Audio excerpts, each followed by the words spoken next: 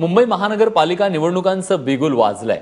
कारण राष्ट्रवादी काँग्रेसनं मुंबई महापालिका निवडणुकीसाठी पहिली यादी जाहीर केली आहे। यात डॉक्टर वकिलांचा समावेश आहे।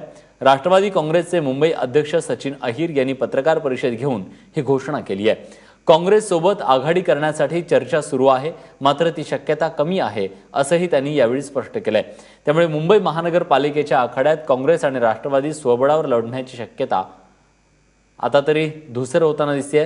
फेब्रुवारीच्या दुसऱ्या आठवड्यात मुंबईसह 10 महानगरपालिकांच्या निवडणुका होणार आहेत। आपण जर पहिल्या यादीमध्ये जर पाहिलं असेल तर काही डॉक्टर्सचा समावेश झालेला आहे, काही ॲडव्होकेट्स इकडे आहेत, काही उच्च पदवीधर शिक्षण करणारी लोक देखील आहेत आणि आता जे सिटिंग नगरसेवक जे आमच्याकडे आहेत, जे आमच्यावर आजपर्यंत राहिलेले आहेत, त्यांचाही नामाचा समावेश, काही आजी माजी नगरसेवक आणि सध्याचे जे नगरसेवक आहेत त्यांचा या यादीमध्ये आम्ही समावेश करण्याचं काम केलेलं आहे आणि एकूण 45 नावं पहिली यादी आम्ही या निमित्ताने जाहीर केलेली आहे आणि आगामी काळामध्ये मुंबई महानगरपालिकेला सामोरे जाण्याची भूमिका आज तरी स्वबळावरती आम्ही घेण्याचा प्रयत्न आम्ही केलेला आहे।